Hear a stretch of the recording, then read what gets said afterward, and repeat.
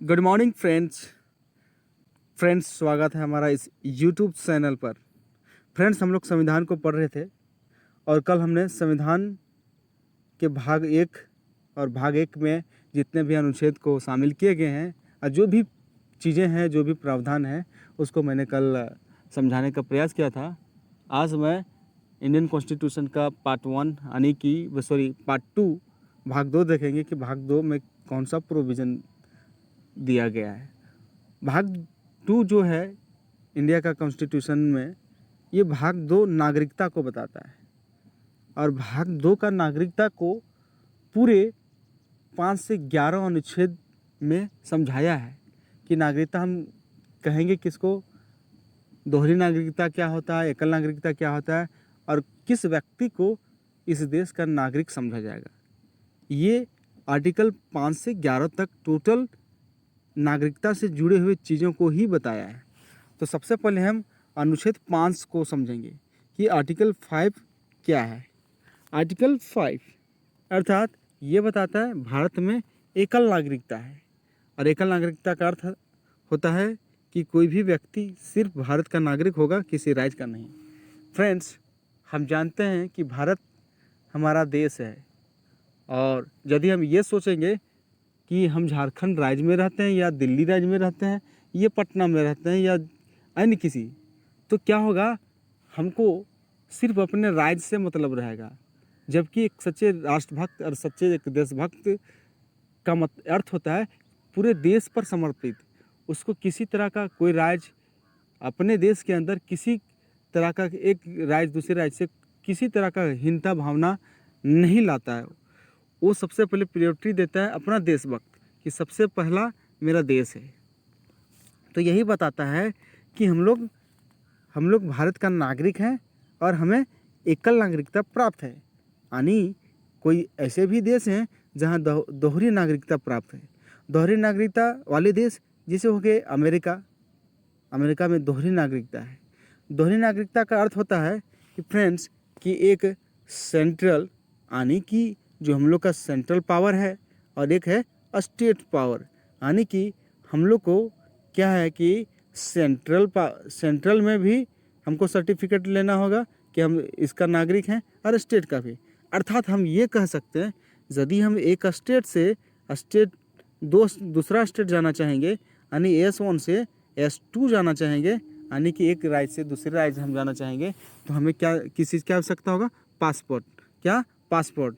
जबकि इंडिया में ऐसा नहीं है। इंडिया क्योंकि एकल नागरिकता देती है। एकल नागरिकता यानी अब भारत के हैं, भारत में जन्म लिए हैं, आपका वंशज भारत में है, तो अब पूरे भारत के हैं, किसी एक राज्य का नहीं। इस तरह से ये इंडिया में इस तरह का व्यवस्था है, नागरिकता का प्रोविज़न है। और अमेरिका में इस तरह का दोहरी नागरिकता व्यवस्था है, यानी केंद्र का भी नागरिकता मिलता है और राज्य का भी। और एक राज्य से दूसरे राज्य में जाने के लिए किस चीज़ की आवश्यकता होती है? पासपोर्ट की। फ्रेंड्स, वर्तमान समय में प्रत्येक देश में 2 प्रकार का नागरिक होते हैं।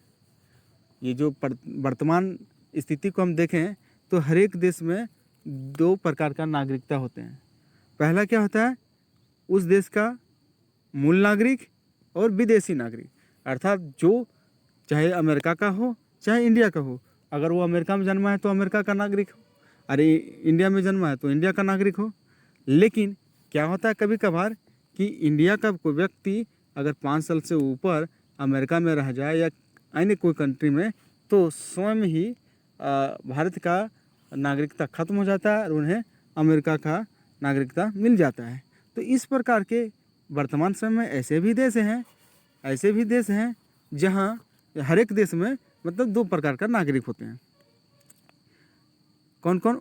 उस देश के एक मूल नागरिक और एक विदेशी नागरिक। जाहिर सी बात है यदि ऐसा ना हो तो क्या होगा कि एक देश दूसरे देश के साथ अपना कंपेयर नहीं कर पाएगा कि मेरा देश में कौन सा कल्चर है और हमारे पड़ोसी देश में कौन सा कल्चर है, अन्य देशों में कौन सा कल्चर है। इसलिए ये होना भी ज़रूरी है। तो आइए अब देखते हैं कि जो 2 प्रकार का नागरिक हैं, एक तो विदेशी नागरिक, जैसे इंडिया में भी कोई अन्य कंट्री के लोग रहते हैं और इंडिया वाले भी दूसरे कंट्री में जाते हैं, तो ये 2 प्रकार के हो सकते हैं। एक तो विदेशी मित्र भी हो सकते हैं यानी जो नागरिक जो विदेश के हमारे देश में रह रहे हैं, ज़रूरी नहीं कि हमारे मित्र ही हैं, वो विदेशी शत्रु भी हो सकते हैं, लेकिन वो भी नागरिक के अंदर आएंगे। केवल भारतीय नागरिकों को प्राप्त अधिकार, यानी कुछ ऐसे अधिकार हैं जो केवल भारतीय नागरिकों को वे अधिकार प्राप्त हैं। पहला, भारत का सर्वोच्च पद प्राप्त करने का, यानी जो भारत का नागरिक है उन्हें किन किन चीज़ों का अधिकार है।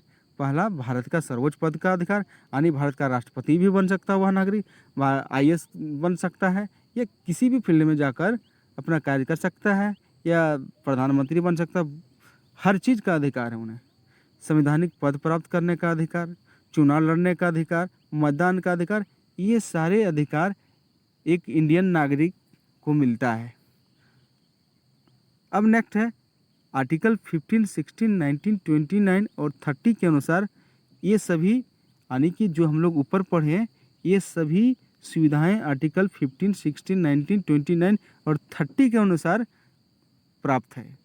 और आर्टिकल 15, 16, 19, 29 और 30 को हम लोग नेक्स्ट डे पढ़ेंगे।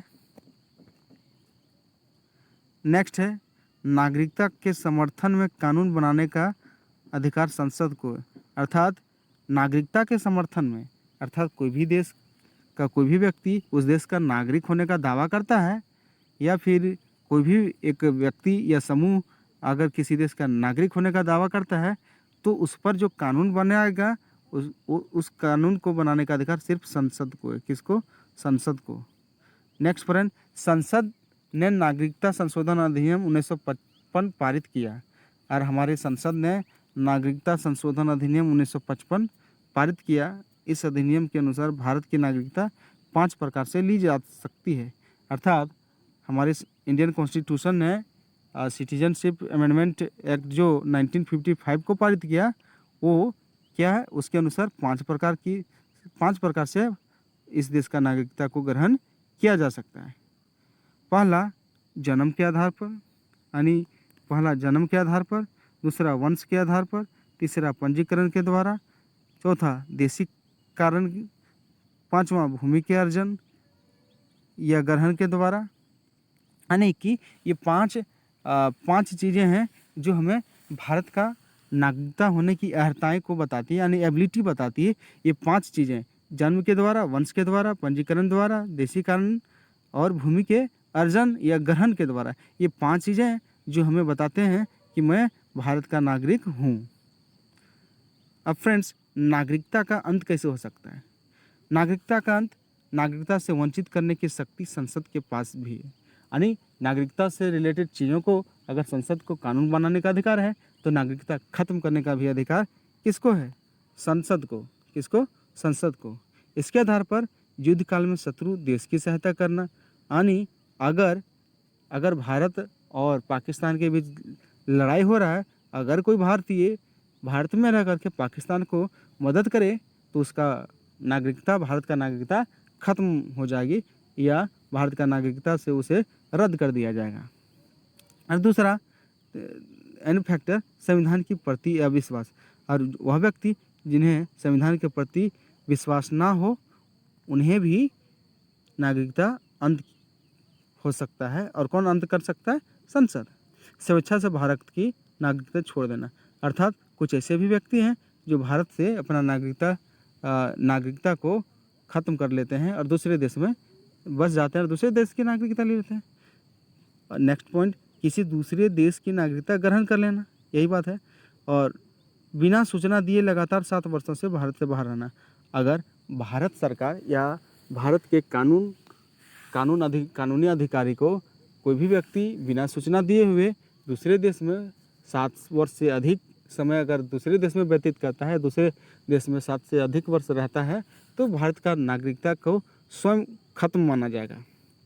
अब है संविधान के प्रारंभ पर नागरिकता, अर्थात संविधान जब प्रारंभ हुआ था तो उस समय की नागरिकता का क्या क्राइटेरिया था, अर्थात एक नागरिक होने की क्या योग्यता उस टाइम के समय रखा जाता था। एक व्यक्ति अगर नागरिक होता है इंडिया में, तो क्या कौन सा क्राइटेरिया को पालन करना पड़ता है, या क्या प्रोसेस होता है, या कौन सा स्टेटस के अनुसार वो भारतीय नागरिक हो सकता था, ये बताता है कब, जब संविधान निर्माण हुआ था।